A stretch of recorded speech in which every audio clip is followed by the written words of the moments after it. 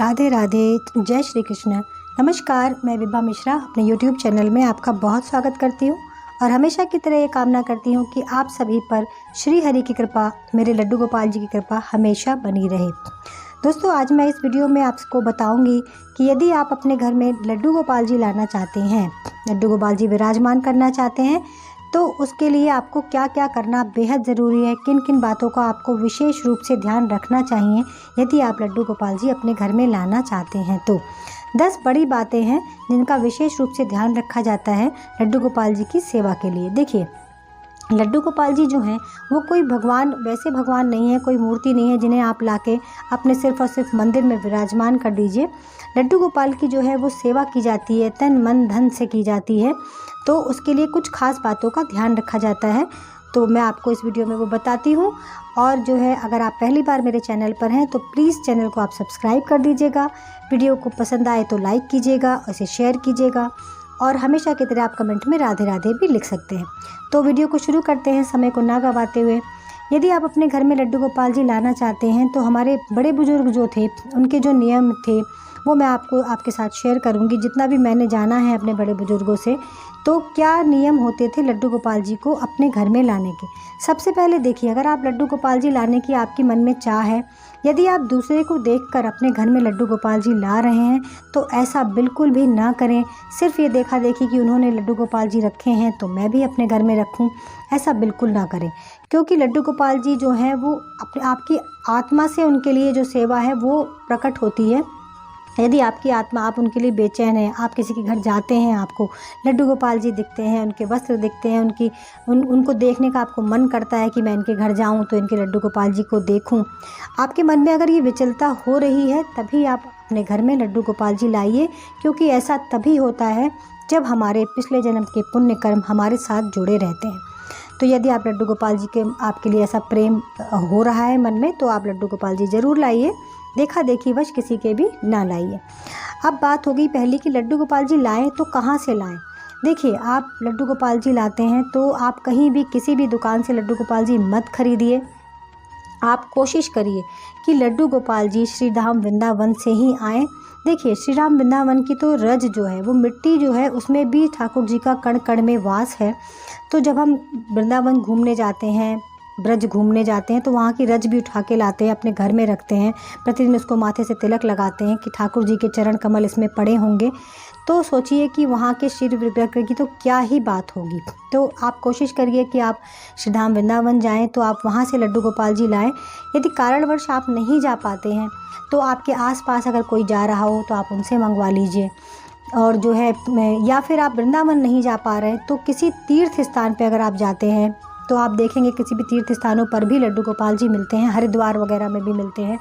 जो भी आपके पास में तीर्थ स्थान हो, गंगा जी पे हम नहाने जाते हैं, तीर्थ करने जाते हैं, तो वहाँ भी लड्डू गोपाल जी होते हैं। तो लड्डू गोपाल जी हमें तीर्थ से ही लाने चाहिए। हमारे बड़े बुजुर्गों का ये कहना था कि ये चीज़ें जो होती हैं, पूजा पाठ की चीज़ें, जैसे कि शंख हो गया, घंटी हो गई, तो ये सब किसी भगवान की प्रतिमा हो गई, तो इसी तरह लड्डू गोपाल जी की जो प्रतिमा है वो आप किसी तीर्थ स्थान से लेंगे तो वो सर्वश्रेष्ठ मानी जाती है। तो पहली बात तो ये हो गई कि आप लड्डू गोपाल जी कहाँ से लाएं।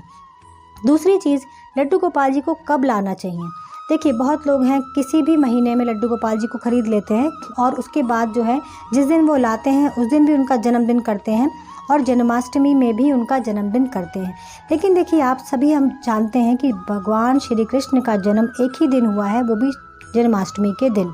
तो आप कोशिश करिए कि आप 2 दिन जन्मदिन ना मना पाएँ, इसीलिए आप जन्माष्टमी के आगे, मतलब आने वाली जन्माष्टमी के पहले 2, 4, 10 दिन पहले आप उन्हें ला के रख लीजिए और उनकी प्राण प्रतिष्ठा जो है जन्माष्टमी के दिन ही करें, तो वो सर्वोत्तम मानी जाती है। ये तो हो गई दूसरी चीज़। अगली चीज़ जो है कि जब आप लड्डू गोपाल जी को अपने घर में लाते हैं तो आप उस दिन से ये भूल जाइए कि ये आपका घर है।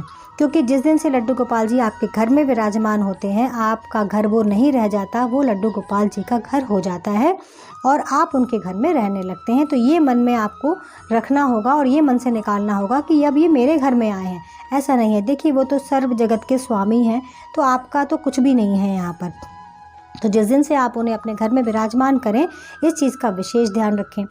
अगली चीज़, जब आप लड्डू गोपाल जी को अपने घर में लाएं तो आप उनके संग कोई ना कोई रिश्ता ज़रूर बनाएं। देखिए, जब हमारे घर में कोई भी मेहमान भी आता है तो हम कहते हैं कि ये हमारे मामा हैं, ये हमारे चाचा हैं, ये हमारी नानी हैं, या हमारा भाई है, ये हमारा मित्र है। तो इसी तरह से जब भी लड्डू गोपाल जी आपके घर में आएँ तो आप उन्हें किसी भी रिश्ते से आप उन्हें अपना बनाएं, या तो बेटा बना के लाएं या मित्र बना के लाएं, जो भी आप बना सकें। आप जो भी उन्हें जिस भाव से आप उन्हें देखें तो आप उनके संग एक रिश्ता ज़रूर बनाएं। अगली चीज़, आपको अपने लड्डू गोपाल जी का एक नाम ज़रूर रखना है और उसी नाम से उनको संबोधित करना है। दोस्तों, यही लड्डू गोपाल की सेवा है। आपको उनको इतनी बड़ी कोई चीज़ नहीं देनी है, आपको सिर्फ़ और सिर्फ अपना भाव और प्रेम उन्हें देना है। लड्डू गोपाल जी सिर्फ़ और सिर्फ आपका प्रेम देखेंगे और आपके घर में दिन दूनी रात चौगनी जो बरकत होगी वो आप देखते हैरान रह जाएंगे। अगर आप ऐसे सब करते हैं, नियमों का पालन करते हैं तो आप जो है लड्डू गोपाल जी का एक प्यारा सा नाम रखें, उसी नाम से उन्हें संबोधित करें। अगली चीज़, बहुत लोग लड्डू गोपाल जी तो ले आते हैं लेकिन उनको लाके इस तरह ही मंदिर में विराजमान कर देते हैं। तो ऐसी गलती भी आप बिल्कुल ना करें। जब आप लड्डू गोपाल जी लाएं तो उनके साथ कुछ चीज़ें लाना बहुत ज़रूरी होती है, जैसे कि उनका सिंहासन बेहद ज़रूरी होता है कि वो सिंहासन पर ही विराजमान होते हैं, या आप छोटा झूला भी ला सकते हैं पीतल का, लकड़ी का, उस पर आप उन्हें विराजमान करें।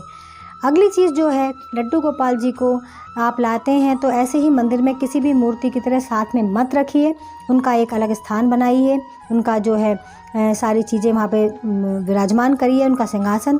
और प्रतिदिन लड्डू गोपाल जी को स्नान करवाइए, क्योंकि उनको स्नान करवाना बहुत ही ज़रूरी होता है। स्नान करवाइए, स्वच्छ कपड़े उन्हें धारण कराइए रोज़, और आप उनके स्नान का बेहद ध्यान रखिए। अगर गर्मी है तो ठंडे जल से, अगर ठंड है तो हल्के गुनगुने पानी से। देखिए, भगवान जो लड्डू गोपाल है वो श्री कृष्ण का बाल स्वरूप है, एक बालक की तरह उनकी सेवा होती है। तो जैसे आप अपने बच्चे की सेवा करते हैं उसी प्रकार आपको लड्डू गोपाल जी की सेवा करनी होगी, उसी भाव से कि आप अपने बालक की, अपने बच्चे की किस प्रकार प्रेम से सेवा करते हैं। तो उसी प्रकार जैसे आप अपने बच्चे को नहलाते हैं, साफ़ साफ़ सुंदर कपड़े पहनाते हैं, सजाते हैं, टीका करते हैं, उसी तरह से आपको लड्डू गोपाल जी को प्रतिदिन नहलाना होगा, साफ़ सुथरे वस्त्र पहनाने होंगे, चंदन का टीका लगाइए, उनको इत्र लगाइए और जो है उन्हें सजा के सुंदर बना के रखिए। ये बेहद ज़रूरी होता है। उसके बाद अगली चीज़ आती है उनके भोग की चीज़। देखिए, लड्डू गोपाल की सेवा ही एक ऐसी सेवा है जो सबसे सरल सेवा है। आप आजकल तो छुट्टियां भी चल रही हैं तो आप अपने बच्चों से भी ये सेवा करवा सकते हैं। आप सेवा कैसे शुरू कीजिए, ज़रूरी नहीं है कि लड्डू गोपाल जी को आप खाने के ही भोग से जो है सेवा वो शुरू करें। लड्डू गोपाल जी जो हैं वो तो बालक हैं, उन्हें बच्चों वाली कोई भी चीज़ आप अगर भोग लगाते हैं, फल हो गया, बिस्किट हो गया, टॉफ़ियाँ हो गई, ड्राई फ्रूट्स हो गए, तो ये चीज़ों का भी भोग लगता है। तो आप अपने बच्चों से भी ये सेवा शुरू कराइए। बच्चों से भी कहिए कि ठाकुर जी की सेवा अगर बच्चे करें तो बहुत ही शुभ माना जाता है और ठाकुर जी हमारे खुश भी बहुत होते हैं, क्योंकि वो खुद एक बालक है। तो आप उनको इन चीज़ों का भोग लगाइए। तो भोग में आपको क्या ध्यान रखना है, सुबह आप जब लड्डू गोपाल जी को आप उठाइए तो आप उन्हें उठाकर बिठाइए। उठाते ही आप तुरंत उन्हें स्नान मत कराइए, उन्हें पानी पिलाइए, दूध पिलाइए, जो भी आप उन्हें पिला सकते हैं, मैंगो शेक, बनाना शेक, जो भी चीज़ें हैं आप उन्हें पहले पिलाइए। थोड़ी देर उनको बिठाइए, उसके बाद उनको स्नान वगैरह करा के फिर उनको एक भोग लगता है। इस प्रकार लड्डू गोपाल जी को दिन में 5 बार भोग लगाया जाता है। एक सुबह दूध का, उसके बाद पूजन करने के बाद मिश्री, ड्राई फ्रूट, फल, जो भी आप भोग लगाते हैं उसका भोग लगाइए। दोपहर में अगर आप खाने का भोग लगा रहे हैं तो आप खाने का लगाइए, नहीं तो किसी और चीज़ का भोग लगा सकते हैं। उसके बाद ठाकुर जी को शाम को चाय नाश्ते का 4 बजे के टाइम पर उनको एक भोग लगाया जाता है, बिस्किट का, जो भी आप लगा सकें तो उसका भोग लगाइए। फल फ्रूट का लगा सकते हैं और रात में एक बार दूध का भोग ज़रूर लगाया जाता है। तो इन चीज़ों का ध्यान आपको लड्डू गोपाल जी लाते हैं तो रखना बेहद ज़रूरी होता है। सबसे आखिरी और अहम चीज़ है कि मैंने बहुत घरों में देखा है कि लड्डू गोपाल जी को लाते हैं लोग और इसी तरह विराजमान करके सिंहासन पर वो 24 घंटे बैठे ही रहते हैं। देखिए, अगर आप उनको मूर्ति मानेंगे तो वो मूर्ति हैं, लेकिन लड्डू गोपाल जी को अगर आप अपने घर में ला रहे हैं, मेरा हाथ जोड़ से आपसे विनती है उन्हें आप मूर्ति ना माने, क्योंकि वो मूर्ति नहीं होते हैं। इस वजह से आप उन्हें एक बच्चे की तरह उनकी सेवा कीजिए। तो आप उन्हें रात में ज़रूर सुलाइए, सुलाना बेहद ज़रूरी होता है, क्योंकि वो छोटे बालक हैं, वो थक जाते हैं बैठे बैठे। इसीलिए मैं आपसे आग्रह करती हूँ कि जब भी आप लड्डू गोपाल जी अपने घर में लाएं तो उन्हें ज़रूर और ज़रूर सुलाएं। तो ये कुछ नियम है लड्डू गोपाल जी को अपने घर में लाने के। तो आपको वीडियो कैसा लगा तो आप उसके लिए कमेंट में राधे राधे लिखिए। अगर आपका कोई प्रश्न है लड्डू गोपाल से जुड़ा हुआ तो आप मुझसे पूछ सकते हैं, और वीडियो को लाइक, शेयर और कमेंट ज़रूर कीजिए। सभी को राधे राधे, जय श्री कृष्ण।